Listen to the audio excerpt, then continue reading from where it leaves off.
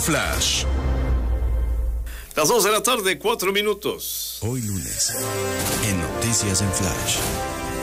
La opinión de Juan José Rodríguez Prats.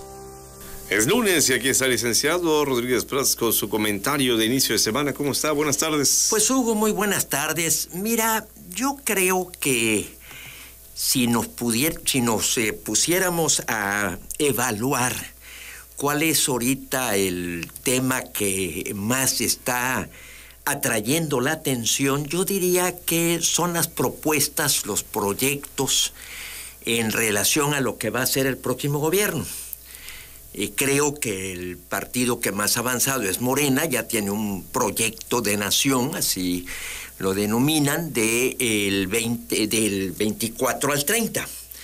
Y ahí insiste mucho, aunque la candidata, que ya la podemos denominar así, Claudia Sheinbaum, habla de que es un borrador y que todavía va a enriquecerse, pues sugiere, por ejemplo, que se someta a cierta consulta a la Constitución, la reforma al Poder Judicial para seguir insistiendo en la elección de los ministros, la situación de los órganos autónomos. Y sin embargo, yo creo que no pone suficiente énfasis en lo que para mí va a ser la tarea más importante del próximo gobierno, sea quien sea y lo encabece quien lo encabece. Para mí, el desafío mayor del próximo gobierno es que México sea competitivo para atraer inversión extranjera.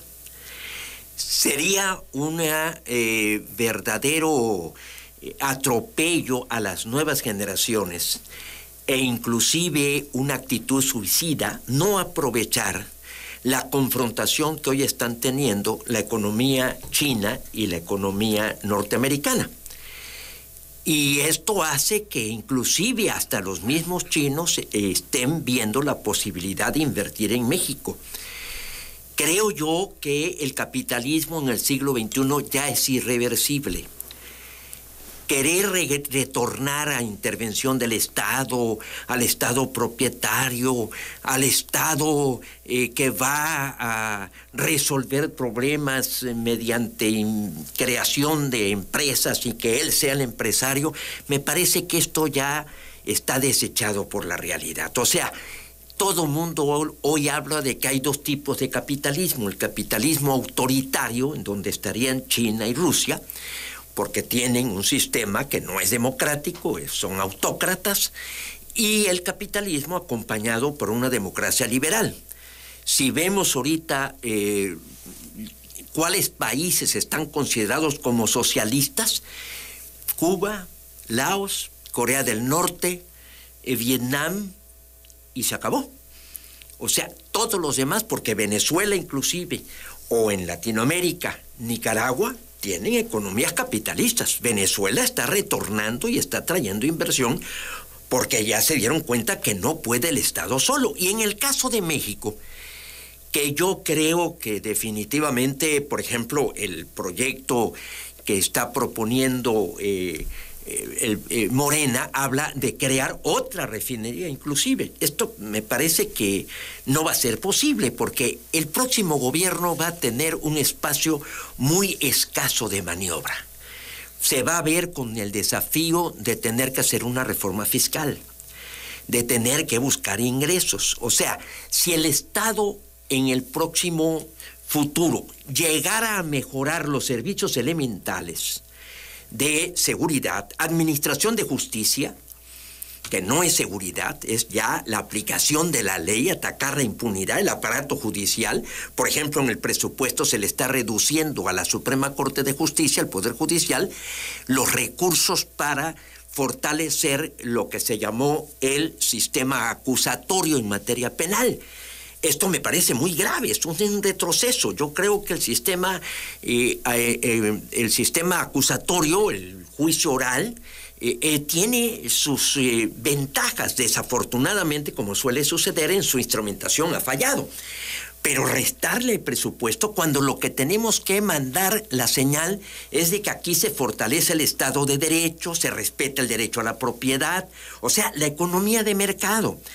Yo creo que hoy salvo algún trasnochado que todavía crea que pueda funcionar el marxismo con sus viejas tesis de el centralismo y de la planeación económica, la economía se sustenta principalmente en dos grandes pensadores. Adam Smith, que en 1776 escribió La riqueza de las naciones, y John Maynard Keynes, que escribió La teoría general del empleo, el interés y el dinero. Se complementan, porque hay quienes dicen que Keynes no es capitalista. Desde luego, Keynes busca amortiguar los abusos del capitalismo, o sea, busca mejorar el capitalismo mediante la intervención del Estado en lo que son las crisis. El libro fue escrito en 1936, cuando ya estaba combatiendo Estados Unidos lo que es la crisis del 29 del siglo pasado. Entonces, yo siento que no hay mucho para dónde hacerse el próximo gobierno. O sea, pensar en seguir invirtiendo recursos, por ejemplo, en las empresas estatales, Pemex y Comisión Federal de Electricidad, lo veo totalmente inviable. O sea, no es ya un problema de decisión, es un problema de destinar los recursos, como lo hemos venido haciendo y diciendo aquí en el programa, a donde más pueda beneficiar a los mexicanos. Entonces, desde mi punto de vista, la empresa que se echó encima Andrés Manuel, creo que de buena fe, con una convicción firme de rescatar a Pemex y a CFE, ha fracasado. O sea, estamos viendo que tienen problemas con sus proveedores, se han desplomado lo que son los principales indicadores en la producción de hidrocarburos, en el proceso de refinación, en lo que es la industria petroquímica. O sea, indudablemente se requiere inversión privada. Inclusive hoy veía yo, por ejemplo, Brasil, que está Lula da Silva, cómo está conquistando mercado a través de asociación con inversión privada. Entonces, me parece que no tenemos por qué imaginar y que definitivamente México, desde que firmó el Tratado de Libre Comercio, ha optado por el capitalismo, y lo debemos decir con todas sus letras, para intentar frenar los abusos del capitalismo, porque el peor enemigo del capitalismo es el mismo capitalismo, es como suele suceder también con la democracia. Entonces, evitemos sus desvíos, pero cuando produce desigualdad, que hay que amortiguarla con programas sociales, o la pobreza, pero definitivamente yo siento que hacia el siglo XXI no hay otra ruta más que la que hemos ya señalado.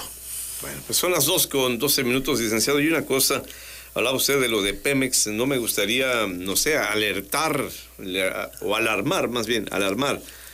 Hemos estado viendo también algunos comentarios de gente que dice que es muy probable la escasez justamente por este problema que tiene con sus proveedores Petróleos Mexicanos de gasolinas y cuantas cosas. Mira, yo siento en Octavio Romero una actitud muy clara en cuanto a su responsabilidad de este documento, que inclusive Ildefonso Guajardo le dio lectura en la Cámara de Diputados, en donde está acudiendo al secretario de Hacienda diciéndole: ayúdame, porque puedo tener problemas para proveer de combustible a todos los mexicanos.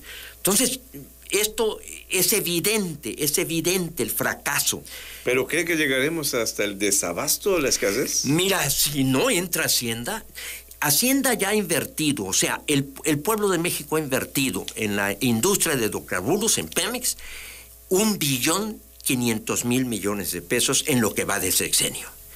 Entonces, esto no lo va a resistir el próximo gobierno. Si lograra el presidente López Obrador, Rocío Nale, Octavio Romero, que son los responsables en esta área, si lograran salir más o menos cubriendo la demanda, les iría bien. Entonces, el próximo sexenio tiene que tomar la decisión de abrir inversión privada. No hay más. Que se vaya Nale en este momento a Veracruz, porque va a ser candidata aparentemente, o por lo menos va a buscar ser coordinadora. ¿Qué le representa al sector energético? Pues yo creo que un alivio, si lograra designarse una gente que conozca el sector energético. O sea, ahí se requiere un perfil. Para mí, el secretario de la Energía, en todos los cargos exigen, se ponen ciertos requisitos, hay ciertas exigencias que desafortunadamente no las ha observado el presidente López Obrador. ¿No se acercó Nale al en los hechos, pues, a lo que se necesitaba. Definitivamente, yo creo que fue un gran error. Digo, lo he dicho siempre y digo, parto de buena fe. O sea, Andrés Manuel lo dijo, y lo dijo Octavio Romero. Cuando presentó el plan de negocios, lo señaló, que la idea era hacer las empresas productivas. Bueno, no ha resultado. Siempre ha habido inversión privada, Hugo, no nos mareemos. Desde Lázaro Cárdenas, él convoca que haya inversión privada. Lo malo fue que se utilizaron sistemas financieros que fueron muy dañinos a la economía de la misma empresa. O sea, al final de cuentas, se prestó a la corrupción, vino la asignación de inversiones. Aquí lo dije en alguna ocasión que Jesús Silva Herzog, el viejo economista, digo viejo porque llegó a escribir sus memorias, él denuncia que ya en 1940 había corrupción. Entonces, definitivamente el Estado es malo como empresario. O sea, eso lo tenemos que concluir. Una última cosa, usted hablaba del presupuesto hace rato, que tendrá que buscar recursos. Está también alguno que otro columnista hablaba de que quieren perjudicar a los ahorradores ahora que viene algo inmerso ahí en el presupuesto. No conozco al detalle, pero sí he leído que parece ser que está escondido un cierto incremento en el gravamen a los ahorradores que están percibiendo tasas, que están percibiendo intereses. Pero solamente con CETES, ¿no? ¿O es la banca?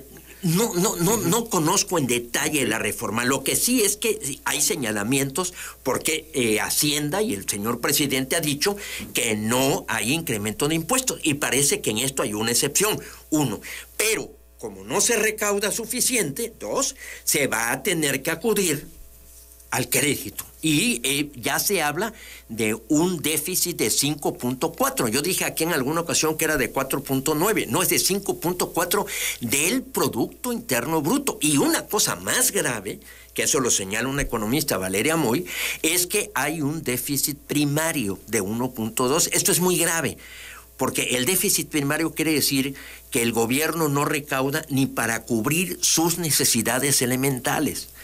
Entonces, sí está hablándose de que se va a dejar una bomba de tiempo, sobre todo la forma en que se están disparando las pensiones. O sea, es gasto ya comprometido, que no hay forma de evadir su pago.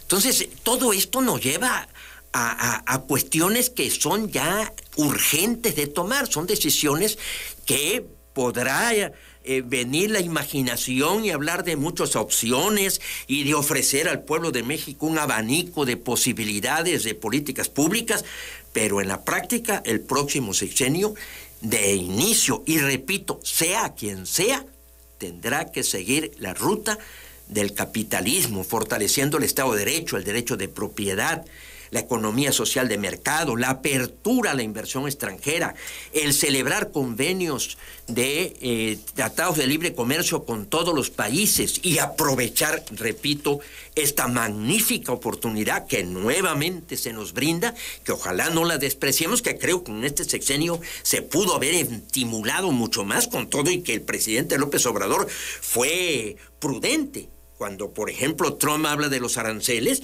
llega a un acuerdo para que no se apliquen los aranceles, cuando condiciona que se frene la migración en la zona sur de México, en la frontera sur de México. Recordemos, esto fue el 31 de mayo del 2019, cuando vino la confrontación con Trump, que lo relata también Jared Howler, el yerno de Trump, en donde habla de cómo Marcelo Ebrard se asusta. Y dice, no, por favor, espérense tantito, cuando actúa México presionado.